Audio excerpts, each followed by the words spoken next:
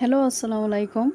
সবাই কেমন আছেন? আশা করি সবাই ভালো আছেন। তো আজকে ফুলা রান্না করে দেখাবো। তো কিভাবে ফুলাটা সবসময় আমার বাসায় আমি রান্না করি, আপনাদের সঙ্গে এই রেসিপিটাই শেয়ার করব। তো প্রথমে আমি এখানে ফুলাটাকে আমরা আসলে হবিগঞ্জের বাসাটাকে ফুলাই বলি, অনেকে প্যাপসা বলে। তো কিছুটা হলুদের গুঁড়া দিয়ে আমি অল্প কিছুটা পানির মধ্যে এই ফোলাগুলোকে প্রথমে ছোটো ছোটো করে টুকরো করে নিয়েছি। নিয়ে এখন আমি এগুলাকে কিছুটা ভাপ দিয়ে নেব।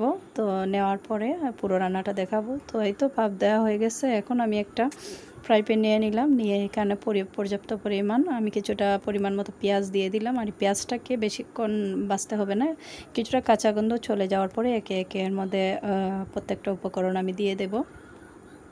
তো যারা পেজ থেকে দেখবেন অবশ্যই পেজটাকে ফলো দেবেন, আর যারা ইউটিউব থেকে দেখবেন অবশ্যই আমার ইউটিউব চ্যানেলটাকে সাবস্ক্রাইব করে দেবেন। তো এখানে আমি পরিমাণ মতো কিছুটা আস্ত গরম মশলা দিয়ে দিলাম, তেজপাতা, তারপরে গরম মশলা, লং, এলাচি, দারচিনি দিয়ে দিলাম। দিয়ে এখন কিছুক্ষণ নেড়েচেড়ে নেব। আর কিছুক্ষণ নাড়াচাড়া হয়ে গেলে এর মধ্যে শুকনো মশলাগুলো দিয়ে দেব। আর শুকনো মশলার মধ্যে এখানে যা যা দিয়েছি দেখিয়ে দেব। এখানে প্রথমে কিছুটা আমি এখানে রসুন বাটা দিয়ে দিলাম। আর আদাটা যেহেতু আমি পাউডার ব্যবহার করব, এই জন্য রসুনটা যেহেতু ডিপ করা ছিল তো প্রথমে দিয়ে দিলাম।